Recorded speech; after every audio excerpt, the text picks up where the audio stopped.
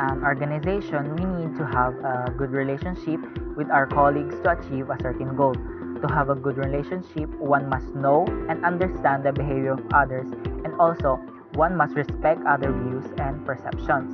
Knowing the background of others will also help us to know our limitation and what appropriate treatment should we practice. Today, we'll be discussing learning, perception, and attribution, and how will these three factors help to effectively deal and communicate with other people.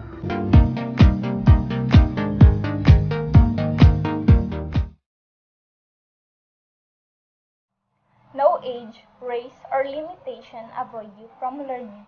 It is relatively permanent to us that changes our behavior, knowledge, based on our experience. It is also defined as discovering, understanding, and gaining new knowledge on something. Example, in a job interview, most objective of the applicant are to be able to gain experience for my personal growth or to use my acquired knowledge and skills to help the organizations grow. Know that we learn differently from others because we have different thoughts and ideas, whether in our comfort zone, in school, in public places, or in work. Learning is very important to help you achieve your goal, to communicate, and to be better version of yourselves. Also, learning helps you to handle the pressure and the other new challenges in life because we never stop learning until we die. Classical conditioning is a form of learning whereby a conditioned stimulus becomes associated with an unrelated unconditioned stimulus in order to produce a behavioral response known as a conditioned response. The conditioned response is the learned response to the previously neutral stimulus. For example, one morning Sam was late to his work and because of it, he was called by his manager and got scolded. Sam felt embarrassed and nervous. Because of what happened, every morning Sam felt nervous and anxious thinking that the scenario can be happen again. Hoy, tapos mo na ba presentation nyo? Magpapresent na kayo mamaya Ha? Ayun na ba yun? Ano ba yan? Wala kasing tumutulong sa akin. Wala, Parang ako lang sabog empleyado pa sa siya. department na to. Di ba sa kanya nakasign niya? Eh di ba siya ngayong umako niyan? Hi guys. We are group School 4. presentation yarn. We are here to present the High school ka ba? Operant conditioning is defined as learning where people might repeat the behavior or avoid the behavior based on the outcome. Example, you are the breadwinner of the family of 10 members. All of the needs and the means to survive are up to you. But the salary you have is not quite high to sustain and provide all of your needs. That's why you aim for the promotion. And to get the promotion and high salary, you know that promotion is equal to 5 times more hard work and even getting a lot of sleep, no time of eating, mental draining, or physical health that might affect. You are not gonna make that as an excuse to achieve what you want. That is the operant conditioning. You are aware of the consequences, which is your health, whether it is positive and or negative, but still doing it. The third learning theory is social learning. It is developed by psychologist Albert Bandura.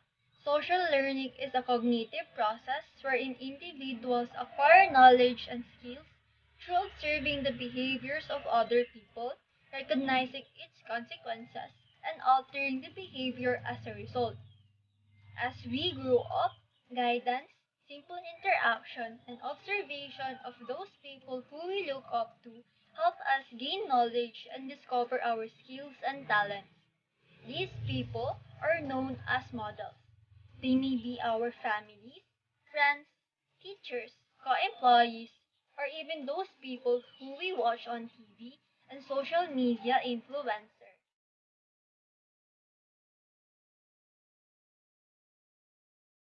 observing what happens to other people. We practice the behaviors of other people after observing that it will lead to a positive consequence.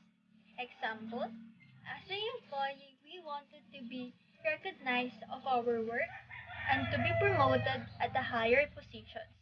Nakikita natin sa mga employees na napropromote that they are exerting more efforts like providing innovative ideas and strategies and having a strong commitment to their work and to the organization.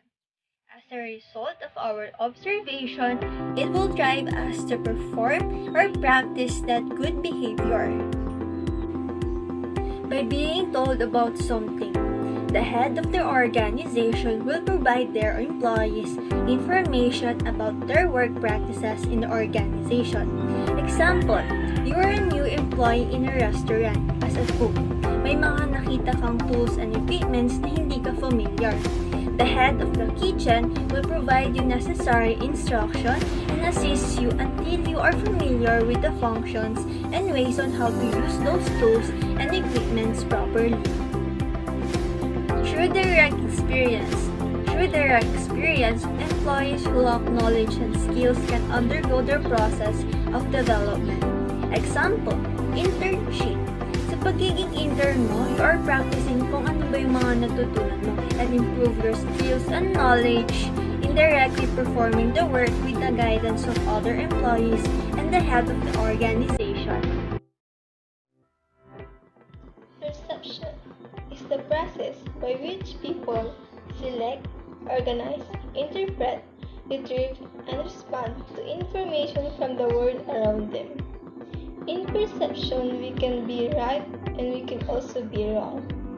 Perception includes the five senses: the taste, the touch, the sight, the smell, and the sound.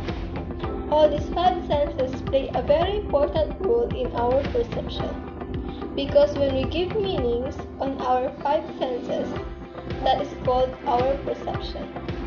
There are three factors influencing perception. The first one is the perceiver. Perceiver is the person who receives the target, and his or her perception is influenced by his or her personal characteristics. The personal characteristics that affect perception are their past, experiences, personality, needs and motives, and values and attitude. For example, in your work, your manager gave you an assignment and you finish it quickly before break time. That's why you decided to have a snack first. And when you stood up, you saw your manager coming to your workplace. You panic because you know that your manager will give you again a new assignment, even it is break time. That's why you pretend that you are not yet done doing your assignment and let your coworkers to do it. Second factors influencing perception is the target. The target is a person, object, or event that is perceived by another person. The following characteristics of targets are: number 1, contrast. Stimuli which stands against the background or which are not what people expect receives more attention. Stimulus which are in contrast with the surrounding environment attracts more attention as compared to the stimuli that blends in. For example, using bold letters, differently dressed person, and different colors attracts more attention. Number 2 is intensity. The more intense the external stimulus is, will be more likely to be perceived. For example, loud gong, strong odor, bright light, and etc. is more likely to attract more attention than a soft sound and relatively dull color. Number 3, figure ground separation. When we perceive visual image, we tend to simplify it by separating it into figure and ground. The figure is the object you perceive and the ground is everything in the background.